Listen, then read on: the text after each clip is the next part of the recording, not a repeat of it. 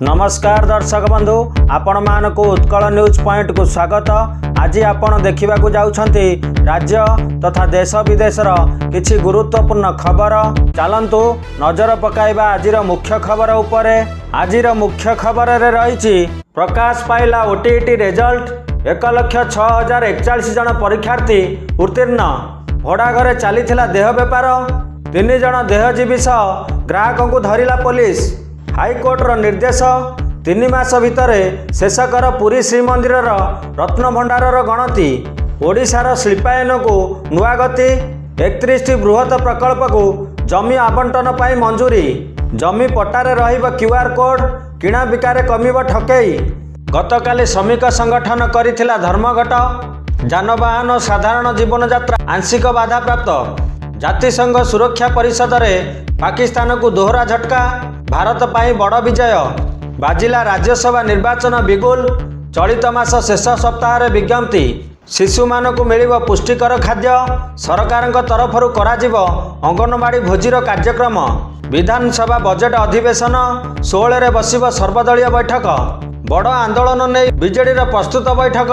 विपर्यस्त आईन श्रृंखला, नारी निर्यातना ओ मंडी चाषी धान न उठा प्रसंग उठाइब।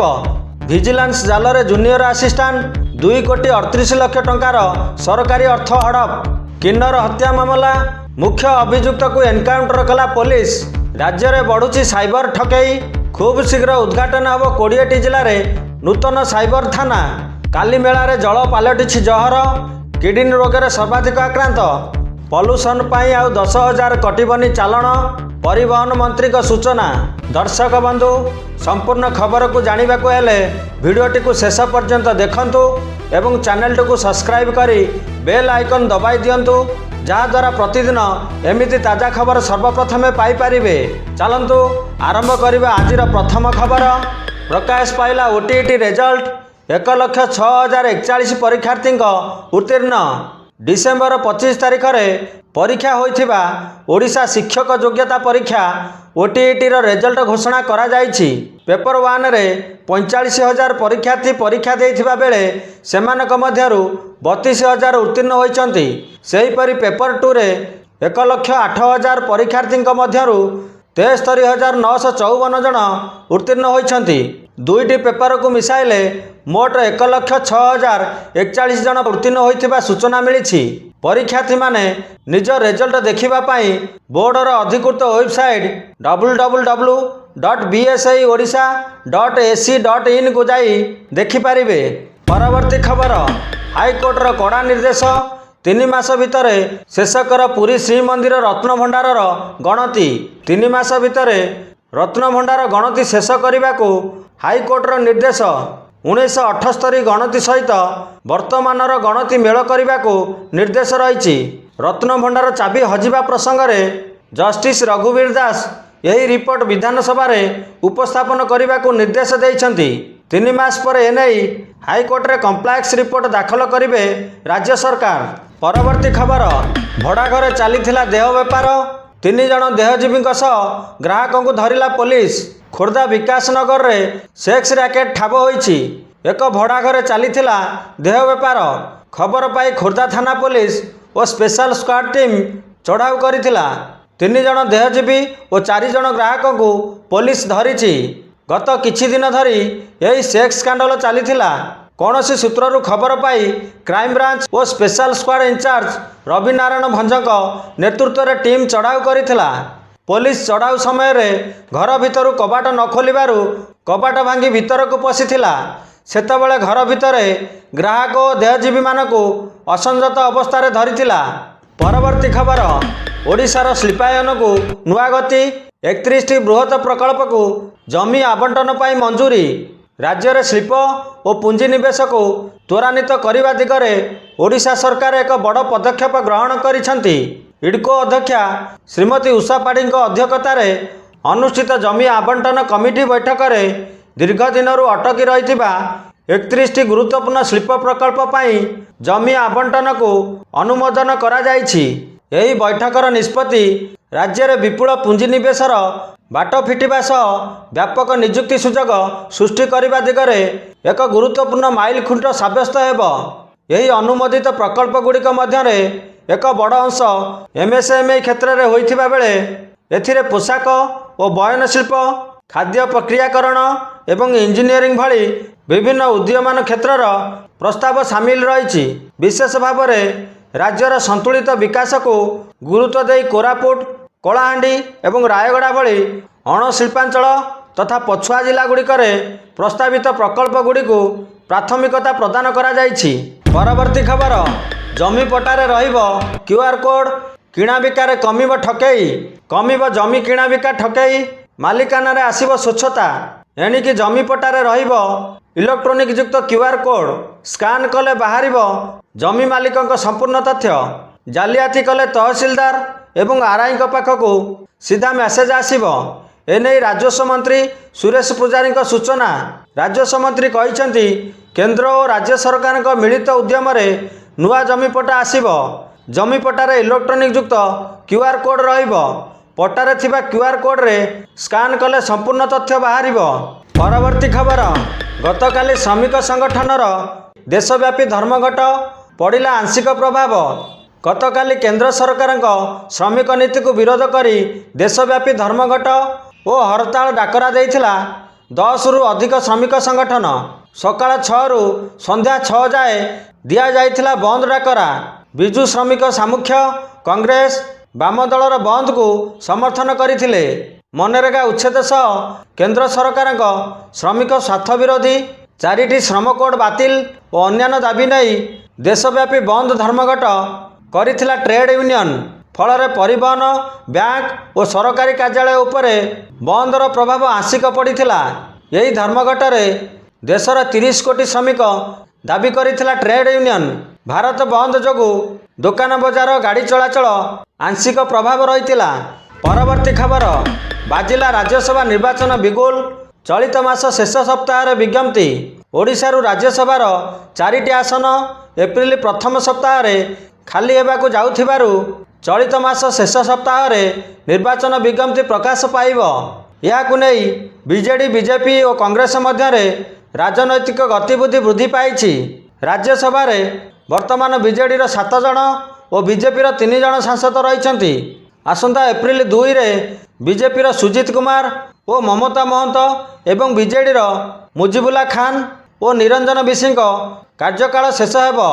ବର୍ତ୍ତମାନ ବିଧାନସଭାରେ ବିଜେପିର 69 ଜଣ, ବିଜେଡିର 50 ଜଣ, କଂଗ୍ରେସର 14 ଜଣ ଓ ସିପିଆଇର ଜଣେ ବିଧାୟକ ଅଛନ୍ତି।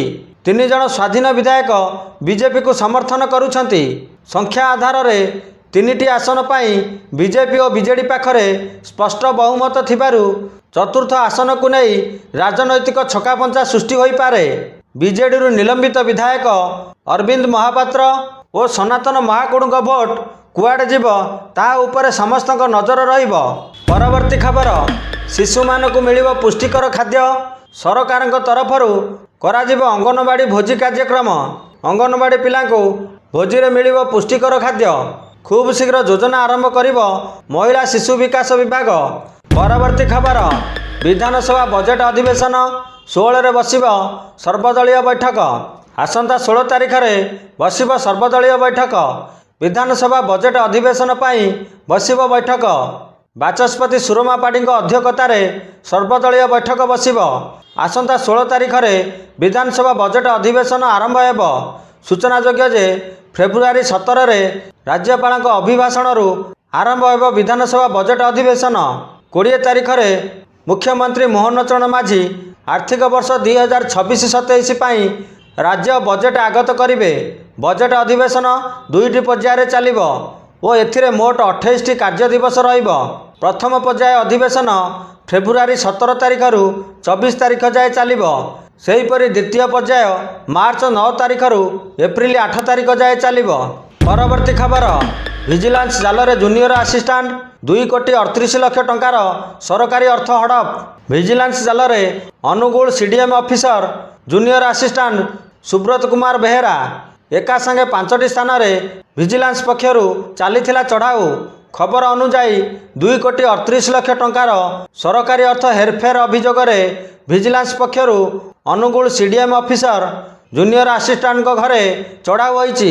ଏହି ଚଢ଼ାଉରେ 5 ଜଣ DSP, 8 ଜଣ ଇନ୍ସପେକ୍ଟର, 14 ଜଣ SI ଏବଂ ଅନ୍ୟ ଅଧିକାରୀମାନେ ସାମିଲ ଥିଲେ। ତେବେ ଚଢ଼ାଉ ହୋଇଥିବା ସ୍ଥାନ ମଧ୍ୟରେ ଅନୁଗୁଳ ସହରସ୍ଥିତ ହାକିମପଡ଼ାରେ ସୁବ୍ରତ କୁମାର ବେହେରାଙ୍କ 3 ମହଲା ଘର, ଅଫିସ୍ ସମେତ ବୋଣ୍ଡାରେ ଥିବା ସମ୍ପର୍କୀୟଙ୍କ ଘର, ଢେଙ୍କାନାଳ ହିନ୍ଦୋଳସ୍ଥିତ ପୈତୃକ ଘର, ଭୁବନେଶ୍ୱର ଶ୍ରୀବିହାରସ୍ଥିତ ସମ୍ପର୍କୀୟଙ୍କ ଘରେ ଚଢ଼ାଉ ହୋଇଛି। ରେଡ୍ ବେଳେ ବହୁ ଗୁରୁତ୍ୱପୂର୍ଣ୍ଣ କାଗଜପତ୍ର ଜବତ ହୋଇଛି। ପରବର୍ତ୍ତୀ ଖବର, କିନ୍ନର ହତ୍ୟା ମାମଲା, ମୁଖ୍ୟ ଅଭିଯୁକ୍ତକୁ ଏନ୍କାଉଣ୍ଟର କଲା ପୋଲିସ। କିଛି ଦିନ ପୂର୍ବରୁ ରାଜଧାନୀ ଭୁବନେଶ୍ୱର ଉପକଣ୍ଠ ସିଫା ନିକଟରେ ଜଣେ କିନ୍ନରଙ୍କୁ ହତ୍ୟା ମାମଲା ସହ ଜଡ଼ିତ ମୁଖ୍ୟ ଅଭିଯୁକ୍ତ କୃଷ୍ଣକାଣ୍ଡିକୁ ପୁରୀ ପୋଲିସ ଏନ୍କାଉଣ୍ଟର କରିଛି। ପିପିଲ ପୁଲିସ ଉତ୍ତରା ନିକଟରେ କିନ୍ନର ହତ୍ୟା ମାମଲାର ତଦନ୍ତ କରୁଥିଲା। ଅଭିଯୁକ୍ତକୁ ଗୁପ୍ତଚର ମାଧ୍ୟମରେ ଚିହ୍ନଟ କରାଯାଇଥିଲା। ପିପିଲି IIC ସୂଚନା ପାଇ ହତ୍ୟା ମାମଲାର ମୁଖ୍ୟ ଅଭିଯୁକ୍ତ କୃଷ୍ଣକାଣ୍ଡିକୁ ଅନୁସରଣ କରିଥିଲେ। ପୁଲିସ ଦଳକୁ ଦେଖି କୃଷ୍ଣକାଣ୍ଡି ଖସି ଯିବାକୁ ଚେଷ୍ଟା କରିଥିଲା। ସେ ପୁଲିସ ଦଳ ଉପରେ ଗୁଳି ଚଳାଇଥିଲା। ଜୀବନ ବଞ୍ଚାଇବା ପାଇଁ ପିପିଲି IIC ନିୟନ୍ତ୍ରିତ ଗୁଳି ଚାଳନା କରିଥିଲେ। ଅଭିଯୁକ୍ତ କାଣ୍ଡିର ଗୋଡ଼ରେ ଆଘାତ ଲାଗିଥିଲା। ପୁଲିସ ଦଳ ତାଙ୍କୁ ଉଦ୍ଧାର କରିଥିଲା ଏବଂ ତୁରନ୍ତ ଚିକିତ୍ସା ପାଇଁ ସ୍ଥାନୀୟ ପିପିଲି ମେଡିକାଲକୁ ସ୍ଥାନାନ୍ତରିତ କରିଥିଲେ। ପରବର୍ତ୍ତୀ ଖବର, ଖୁବ୍ ଶୀଘ୍ର ଉଦ୍ଘାଟନ ହେବ 20ଟି ଜିଲ୍ଲାରେ ନୂତନ ସାଇବର ଥାନା। ରାଜ୍ୟରେ ବଢ଼ୁଥିବା ସାଇବର ଠକେଇ ଓ ଅର୍ଥନୈତିକ ଅପରାଧକୁ ରୋକିବା ପାଇଁ ଓଡ଼ିଶା ପୋଲିସ ପକ୍ଷରୁ ବ୍ୟାପକ ପ୍ରସ୍ତୁତି କରାଯାଇଛି। ଏହି ପରିପ୍ରେକ୍ଷୀରେ ଆଜି ରାଜ୍ୟ ପୋଲିସ ମୁଖ୍ୟାଳୟରେ ଆରକ୍ଷୀ ମହାନିର୍ଦ୍ଦେଶକ ଯୋଗେଶ ବାହାଦୁର ଖୁରାନିଆଙ୍କ ଅଧ୍ୟକ୍ଷତାରେ ଏକ ଉଚ୍ଚସ୍ତରୀୟ ସମୀକ୍ଷା ବୈଠକ ଅନୁଷ୍ଠିତ ହୋଇଥିଲା। ରାଜ୍ୟରେ 20ଟି ଜିଲ୍ଲାରେ ନୂତନ ସାଇବର ଥାନା ସ୍ଥାପନ ପାଇଁ ସରକାର ଅନୁମୋଦନ ପ୍ରଦାନ କରିଛନ୍ତି। ଖୁବ୍ ଶୀଘ୍ର ଏହି ଥାନାଗୁଡ଼ିକୁ ଉଦ୍ଘାଟନ କରାଯାଇ ସାଧାରଣ ଲୋକଙ୍କ ସେବାରେ ନିୟୋଜିତ କରାଯିବ। ଏହି ଅବସରରେ DGP ଏହି ଥାନାଗୁଡ଼ିକୁ ସଶକ୍ତ କରିବା ପାଇଁ ସାଇବର ତାଲିମପ୍ରାପ୍ତ ପୋଲିସ କର୍ମଚାରୀ ଓ ବୈଷୟିକ ବିଶେଷଜ୍ଞଙ୍କୁ ନିଯୁକ୍ତି ଦିଆଯିବା ଉପରେ ଗୁରୁତ୍ୱ ଆରୋପ କରିଥିଲେ। ପରବର୍ତ୍ତୀ ଖବର, ପଲ୍ୟୁସନ ସାର୍ଟିଫିକେଟ୍ ପାଇଁ ଆଉ 10,000 କଟିବନି ଚାଲାଣ, ସୂଚନା ଦେଲେ ପରିବହନ ମନ୍ତ୍ରୀ। ଏପ୍ରିଲ 1 ପରେ ଯେଉଁ ଚାଲାଣ କଟିବ ତାହା 10,000 ବଦଳରେ କମିପାରେ ବୋଲି ପରିବହନ ମନ୍ତ୍ରୀ ବିଭୂତିଭୂଷଣ ଜେନା ସୂଚନା ଦେଇଛନ୍ତି। PUCC ବାବଦ ଫାଇନ 10,000 ଟଙ୍କାକୁ ନେଇ ଗାଡ଼ି ଚାଳକଙ୍କ ଭିତରେ ଅସନ୍ତୋଷ ଭରି ରହିଥିବା ବେଳେ ମନ୍ତ୍ରୀଙ୍କ ଏହି ସଂକେତ ଆଶ୍ୱସ୍ତି ଦେଇଛି। ପରବର୍ତ୍ତୀ ଖବର, କାଲି ମେଳାରେ ଜଳ ପାଲଟିଲା ଜହର, କିଡନୀ ରୋଗରେ ସର୍ବାଧିକ ଆକ୍ରାନ୍ତ। ମାଲକାନଗିରି ଜିଲ୍ଲାରେ କିଡନୀ ରୋଗୀଙ୍କ ସଂଖ୍ୟା ବଢ଼ିବାରେ ଲାଗିଛି। ଏଥିପାଇଁ ପାଣିକୁ ମୁଖ୍ୟତଃ ଦାୟୀ କରାଯାଉଛି। 2025 ଏପ୍ରିଲରୁ 2026 ଜାନୁଆରୀ ମଧ୍ୟରେ 300ରୁ ଉର୍ଦ୍ଧ୍ୱ ଲୋକ କିଡନୀ ରୋଗରେ ଆକ୍ରାନ୍ତ ହୋଇଥିବା ସୂଚନା ମିଳିଛି। ସେଥିମଧ୍ୟରୁ ଅଧାରୁ ଅଧିକ ରୋଗୀ କାଲିମେଳା ବ୍ଲକର। 2025 ଏପ୍ରିଲରୁ 2026 ଜାନୁଆରୀ ମଧ୍ୟରେ 1100 ଜଣ ପୁରୁଷ ଏବଂ 796 ଜଣ ମହିଳାଙ୍କର କିଡନୀ ରୋଗ ସମ୍ପର୍କିତ ରକ୍ତ ନମୁନା ପରୀକ୍ଷା କରାଯାଇଥିଲା। ସେଥିମଧ୍ୟରୁ 161 ଜଣ ପୁରୁଷ ଏବଂ 139 ଜଣ ମହିଳା କିଡନୀ ରୋଗରେ ଆକ୍ରାନ୍ତ ହୋଇଥିବା ଜଣାପଡ଼ିଥିଲା।